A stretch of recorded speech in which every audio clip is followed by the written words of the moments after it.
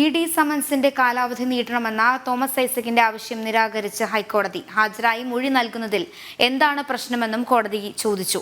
അന്വേഷിക്കാൻ ഇഡിക്ക് അധികാരമില്ലെന്ന് തോമസ് ഐസക് കോടതിയിൽ പറഞ്ഞു. വിവരങ്ങളുമായി രേഷ്മ ബാബു ചേരുന്നുണ്ട്.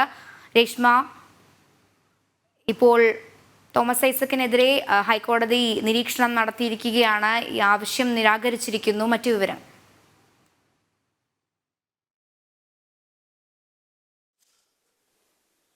രേഷ്മ, കേൾക്കാമെങ്കിൽ തോമസ് ഐസക്കിന്റെ ആവശ്യം നിരാകരിച്ചിരിക്കുകയാണ് ഹൈക്കോടതി. മറ്റു വിവരങ്ങൾ?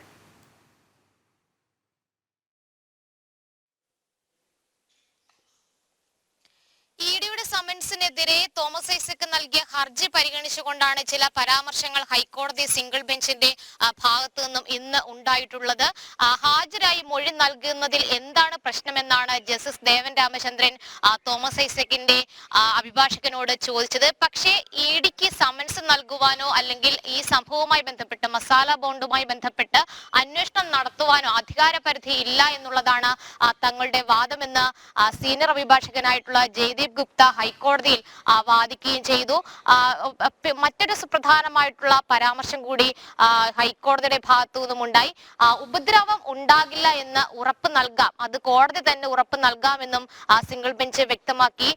എന്തായാലും ഈ ചോദ്യം ചെയ്യൽ അടക്കം അല്ലെങ്കിൽ മൊഴി നൽകൽ അടക്കമുള്ള നടപടിക്രമങ്ങൾ വീഡിയോയിൽ പകർത്തുമെന്നാണ് ഇഡിയുടെ അഭിഭാഷകൻ വ്യക്തമാക്കിയത്. പക്ഷേ തോമസ് ഐസക് ആവശ്യപ്പെട്ടത് ഇഡിയുടെ സമൻസിന്മേലുള്ള ഒരു കാലാവധി അത് നീട്ടിക്കിട്ടണമെന്നുള്ള ആവശ്യമാണ് ഇന്ന് ഹൈക്കോടതി മുൻപാകെ തോമസ് ഐസക്കിന്റെ അഭിഭാഷകൻ ആവശ്യപ്പെട്ടത്. പക്ഷെ അത്തരം ഒരു ആവശ്യം അംഗീകരിക്കാൻ സാധിക്കില്ല എന്നുള്ളൊരു നിലപാടാണ് കോടതി സ്വീകരിച്ചത്. ഒപ്പം തന്നെ യാതൊരു തരത്തിലും ഈ ഒരു വിഷയത്തിൽ ഇടക്കാല ഉത്തരവ് പുറപ്പെടുവിക്കാനാകില്ല എന്നും ഹൈക്കോടതി തീരുമാനമെടുത്തു. എന്തായാലും ഇഡിക്ക് അന്വേഷണ പരിധി അല്ലെങ്കിൽ ഈ ഒരു വിഷയം മസാല ബോണ്ട് ഇടപാടുമായി ബന്ധപ്പെട്ടുള്ള വിഷയം അന്വേഷിക്കാനായിട്ട് അധികാര പരിധി എൻഫോഴ്സ്മെന്റ് ഡയറക്ടറേറ്റിന് ഇല്ലെന്ന വാദത്തിന്മേൽ ഒരു വിശദീകരണം നൽകാനായിട്ടാണ് നിലവിൽ തോമസ് ഐസക് സാവകാശം തേടിയിരിക്കുന്നത്. അങ്ങനെയെങ്കിൽ കിഫ്ബിയുടെ ഹർജി ഈ വെള്ളിയാഴ്ച വരുന്നുണ്ട്. ആ ഹർജിയോടൊപ്പം തന്നെ തോമസ് ഐസക്കിന്റെ ഹർജിയും പരിഗണിക്കാമെന്ന് ഹൈക്കോടതി പറയുകയും അതിന്റെ അടിസ്ഥാനത്തിൽ ഹർജികൾ, അതായത് തോമസ് ഐസക്കിന്റെ ഹർജി കിഫ്ബിയുടെ ഹർജിക്കൊപ്പം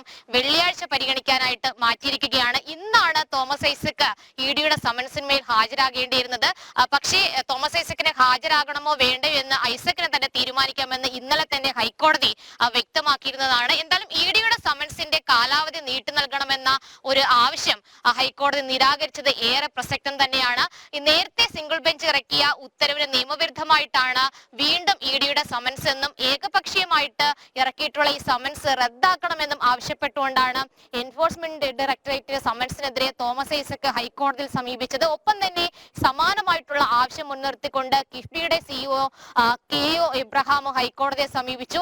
ഈ ഇരു വിഭാഗവും, അതായത് കിഫ്ബിയും ഒപ്പം തന്നെ തോമസ് ഐസക്കും ഈ അന്വേഷണത്തെ എതിർക്കുകയാണ്, അല്ലെങ്കിൽ അന്വേഷണവുമായിട്ട് യാതൊരു വിധത്തിലും സഹകരിക്കുന്നില്ല എന്നുള്ള ഒരു മറുവാദമാണ് ഹൈക്കോടതി മുൻപാകെ എൻഫോഴ്സ്മെന്റ് ഡയറക്ടറേറ്റ് ഉന്നയിച്ചിട്ടുള്ളത്. മാത്രമല്ല ഈ തോമസ് ഐസക്കിന്റെ ഹർജി അത് നിയമവിരുദ്ധമാണ്, അതുകൊണ്ട് ആ ഹർജി അനുവദിക്കരുത്.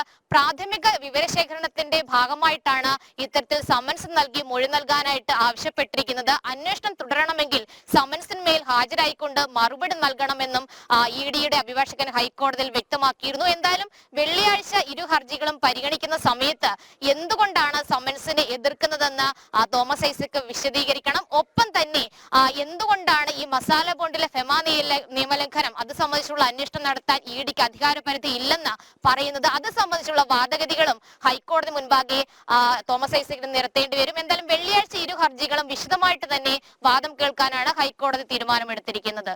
ശരി, ഇ.ഡി സമൻസിന്റെ കാലാവധി നീട്ടണമെന്ന തോമസ് ഐസക്കിന്റെ ആവശ്യം നിരാകരിച്ചിരിക്കുകയാണ് ഹൈക്കോടതി. ഹാജരായി മൊഴി നൽകുന്നതിൽ എന്താണ് പ്രശ്നമെന്നും കോടതി ചോദിക്കുന്നു. അന്വേഷിക്കാൻ ഇഡിക്ക് അധികാരമില്ലെന്ന് തോമസ് ഐസക് കോടതിയിൽ പറഞ്ഞു. വിവരങ്ങൾ നൽകുകയായിരുന്നു രേഷ്മ ബാബു.